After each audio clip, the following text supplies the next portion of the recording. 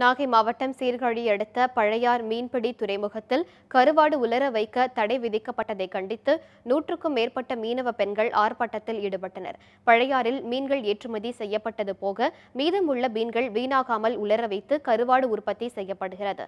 இங்கிருந்து கேரளா உள்ளிட்ட மாநிலங்களுக்கும் அண்டை மாவட்டங்களுக்கும் நாள் ஒன்றுக்கு 50 லட்சம் ரூபாய் மதிப்பிலான கருவாடு ஏற்றுமதி செய்யப்படுகிறது.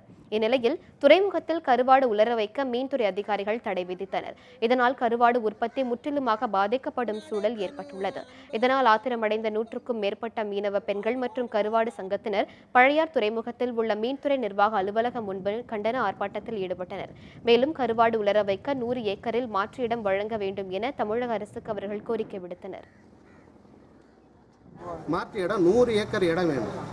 அதை கொடுத்தாக்கா நாங்கள் இப்போ கூட தயாராக இருக்கோம். மீன்துறை இயக்குனர் தான் அவர் சொல்கிறாரு, இந்த இடத்த பழையாறுலேருந்து இந்த விளாகத்திலேருந்து மீன் எதுவுமே கீறக்கூடாது, மீன் காய வைக்கக்கூடாது, லோடு ஏற்றக்கூடாது அப்படின்னு சொல்கிறாங்களே. எப்படி இது சாத்தியக்கூறாகும்?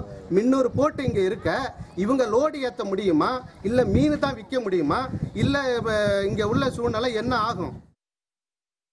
கடலோரம் போனாலும் பிழைக்க முடியாது, அந்த இடம் போனாலும் தற்காயிலையும் தோத்துறாங்க. ஒரு நாள் கொஞ்சம் எடுத்துகிட்டு போய் தோற்றி விட்டுறாங்க. வாசாண்டிக்கணும் புதுப்பட்டினத்துக்கு அந்தாண்டியும் போக முடியாது.